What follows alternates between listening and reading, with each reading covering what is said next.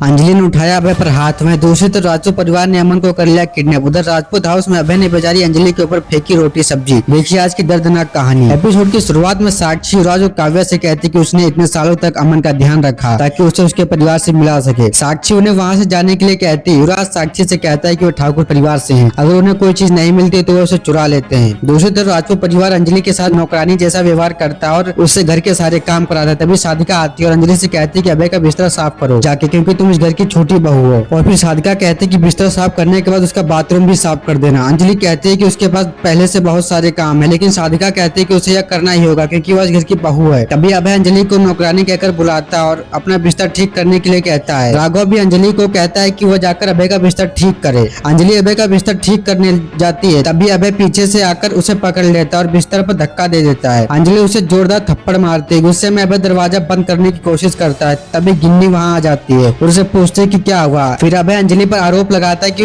उसने मौका देखकर उसे फंसाने की कोशिश की। वह गिन्नी से कहता है कि अंजलि चरित्रहीन औरत है। गिन्नी भी अभय की बात पर विश्वास कर लेती है और अंजलि से बहस करती है। अंजलि गिन्नी से उस पर भरोसा करने को कहती है और बताते है कि अभय झूठ बोल रहा है, लेकिन गिन्नी कहती है कि जब उसने अंजलि को बिस्तर पर देखा तो वह उसकी बात पर कैसे विश्वास करे। अभय गिन्नी से कहता है कि अंजलि से बहस करके समय बर्बाद मत करो और उसे वहाँ से ले जाता है। यह सब साधिका पर्दे के पीछे से देख रही होती है। इसके बाद अंजलि को अमन का फोन आता है। अमन कहता है कि वह अमन सिंह राजपूत है, उसका पति बोल रहा है। अंजलि जवाब देती है कि उसका पति तो 21 साल पहले मर चुका है। फिर अंजलि को युवराज मैसेज करता है जिसमें काव्या और अमन की गले लगते हुए फोटो होती है। युवराज अंजलि से कहता है कि देखो यह नकली अमन काव्या को गले लगा रहा है। बाद में पूरा राजपूत परिवार अंजलि के बनाए खाने को खाता है। सभी खाने की तारीफ करते हैं, लेकिन अभय आता खाना चखता है और अंजलि का अपमान करते हुए उस रोटी उसके चेहरे पर फेंक देता है। गौरव अंजलि के साथ खड़ा होता है और राजपूत परिवार से पूछता है कि वह उसका अपमान क्यों कर रहे हैं। वह अंजलि से भी पूछता है कि वह सब कुछ चुपचाप क्यों सह रही है। तभी अभय कहता है कि गौरव को अंजलि का समर्थन नहीं करना चाहिए क्योंकि वह चरित्रहीन है और उसने उसे अपने कमरे में फंसाने की कोशिश की थी। गिन्नी भी कहती है कि उसने यह सब अपनी आंखों से देखा है। एपिसोड खत्म होता है। अब अगले एपिसोड में राघव अमन को कोर्ट में पेश होने का नोटिस देता है। आगे की कहानी देखिए अगले एपिसोड में। धन्यवाद।